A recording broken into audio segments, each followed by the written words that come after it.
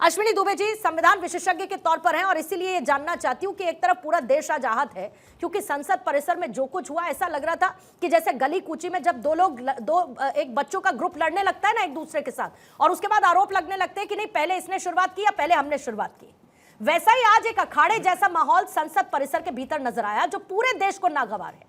लेकिन मैं ये जानना चाहती हूं कि वो माननीय वो सांसद जिनके पास विशेषाधिकार होते हैं, अगर संसद परिसर में इस तरीके की हिंसक घटना देखने को मिलती है, धक्का मुक्की देखने को मिलती है, बुरा व्यवहार देखने को मिलता है और जो धाराएं हैं उनका भी जिक्र करते हुए, तब आगे क्या राइट्स बनते हैं, विशेषाधिकार क्या होते हैं और लीगल कार्रवाई की संभावना किस तरीके की हो सकती है, संविधान किस बात की इजाजत देता है? अश्विनी दुबे जी।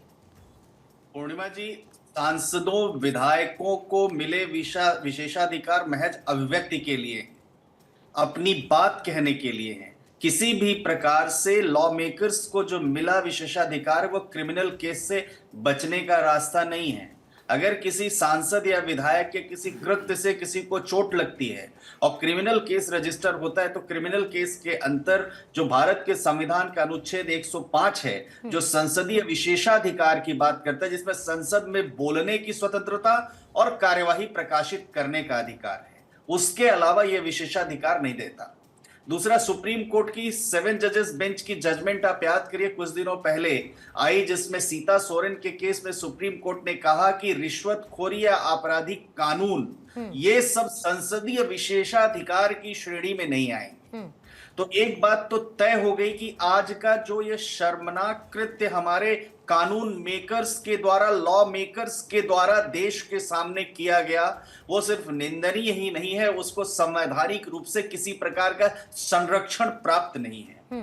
दूसरा, जो धारा 109, 115, 117, 125, 131, 351 इन सब धाराओं में कंप्लेंट दी गई है, जो वहां पर बांसुरी स्वराज जी और अनुराग ठाकुर जी जाके कंप्लेंट देकर आए हैं। तो धारा 109 जो बीएनएस का है वो हत्या का प्रयास है। धारा 117 स्वेच्छा से गंभीर चोट पहुंचाना है। और खास तौर से वो जो लेडी मेंबर ऑफ पार्लियामेंट ने कहा वो भी उनकी मॉडेस्टी की बात है। तो अब ये देखना यह है कि किन किन धाराओं में एफआईआर दर्ज अगर होती है तो राहुल गांधी जी को कुल मिलाकर अगर मान लीजिए कि हत्या के प्रयास जैसी अगर धारा दर्ज हो जाए और साबित हो जाता है तो 10 साल तक की सजा हो सकती है। अब सवाल अब एक मोल ये है कि क्या वो पार्लियामेंटेरियंस जिनको कानून बनाना है, जिनको जनता ने अपने हितों की रक्षा के लिए, अपनी बातों के लिए चुना है, वो जाकर अगर गुंडागर्दी करते हैं, मारपीट करते हैं, मसल्स अपनी दिखाते हैं, सांसदों को, साथी सांसदों को मारते हैं, तो क्या वो संसदीय विशेषाधिकार की श्रेणी में आएगा? नंबर 1।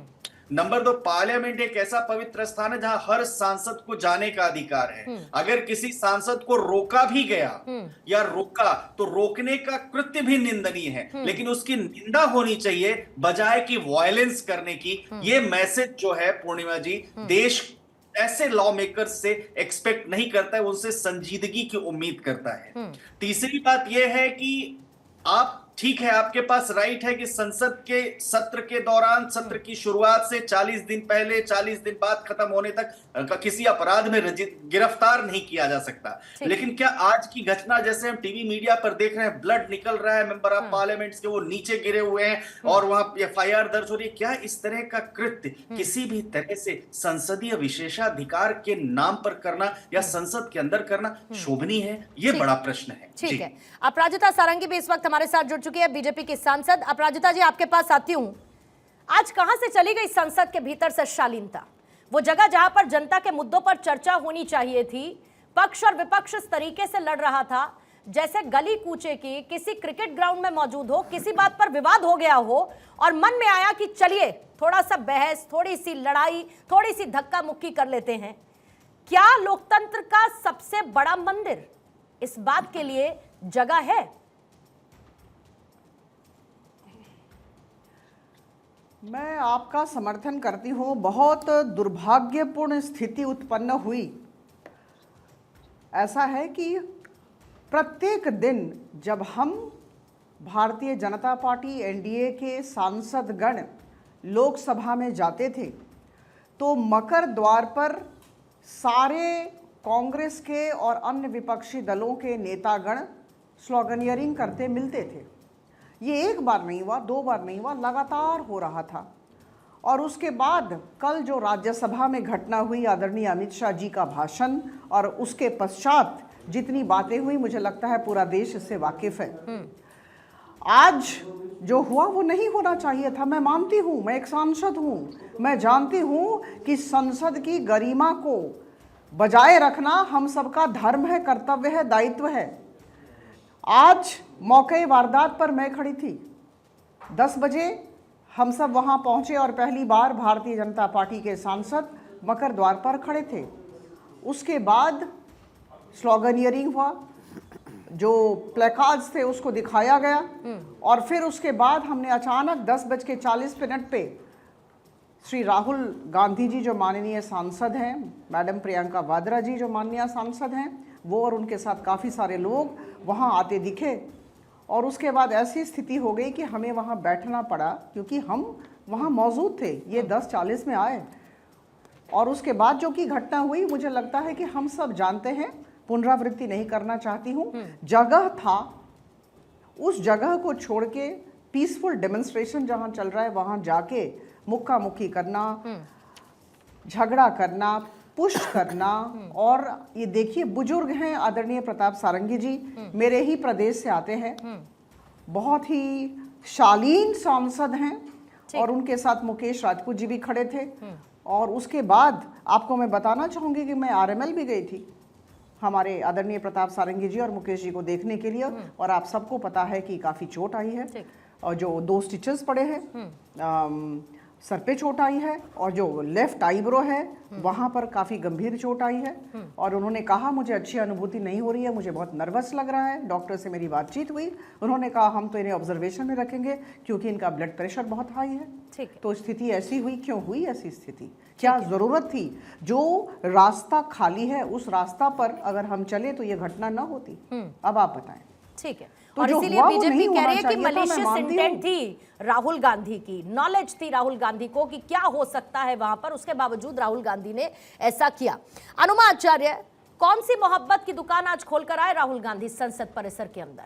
राहुल गांधी पर इतनी गंभीर 6 धाराओं में एफआईआर बीजेपी ने दर्ज करवाई, जिसमें हत्या का प्रयास भी शामिल है और यह बहुत गंभीर धारा है।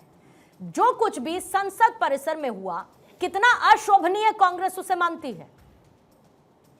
आपको नमस्कार और आपके साथ सभी पैनलिस्ट को नमस्कार। ये आज का मेरा संसद का ये प्रवेश पत्र है।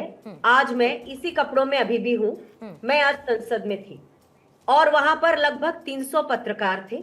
वहां पर सीसीटीवी के सैकड़ों कैमरा थे और वहां पर हो सकता है मोदी जी वाले वो जो खोजी ड्रोन है वो भी रहे होंगे, बहुत सारे रहे होंगे।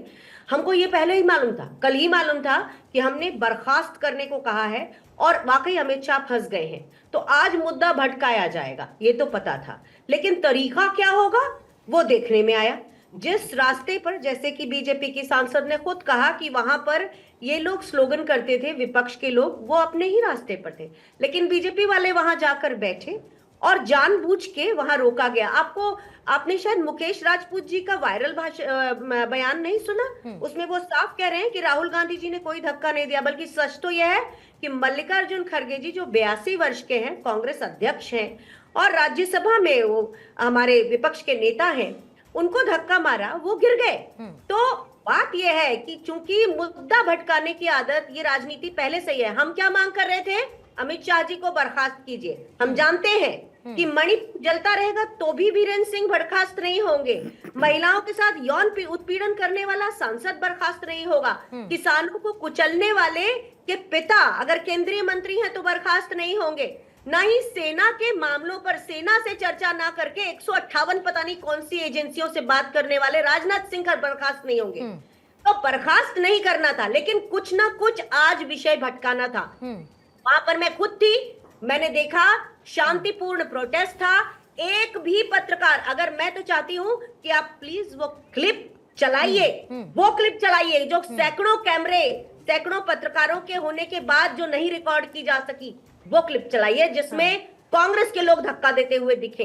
ये सारा जो मजमा था ये लगाया ही इसलिए गया था कि अमित शाह जी ने जिस तरह से अंबेडकर कह के अंबेडकर जी का अपमान किया था और उसे फैशन कहा था। जी हाँ, ये संविधान का पैशन हमेशा रहेगा। तो हमारा मतलब कांग्रेस देश कांग्रेस जो है वो लोकतंत्र दूध के की धुली पैसे है, की आप है। ये कह रही हैं अनुमाचार्य। आज कांग्रेस ने मैं ये कुछ कह नहीं रही हूँ कि ये किया, आज BJP कांग्रेस का विक्टिम है, बनाया हुआ आज कांग्रेस strategy विक्टिम है, आप ये कह रही हैं, क्योंकि आप भी वहां पर मौजूद थी, बीजेपी की सांसद भी साथ में मौजूद है, मैं आपको वो भी दिखा इस वक्त देती वहां हूँ पर ना, थी, ये उन्होंने देखिए अपना ना। पास नहीं दिखाया, वो एक अलग बात है, पर वो तो सांसद है, तो रही वो तो होंगी, सांसद वो है, तो मैं सांसद है, वो तो सांसद रही होंगी नहीं हूँ, मैम, मुझे पास वही मैं कह बनवाना रही हूँ। लेकिन पार्लियामेंट किस तरीके से अखाड़े में तब्दील हो गई, कांग्रेस आज बहुत दूध ही की धुली है, अशोभनीय कांग्रेस ने बात आज है। कुछ नहीं किया है, आपकी आज बात कांग्रेस ने से कुछ नहीं सहमत हूँ। किया। ठीक सुनिए, है, आपकी बात से सहमत हूँ, ये बहुत ही अशोभनीय हुआ।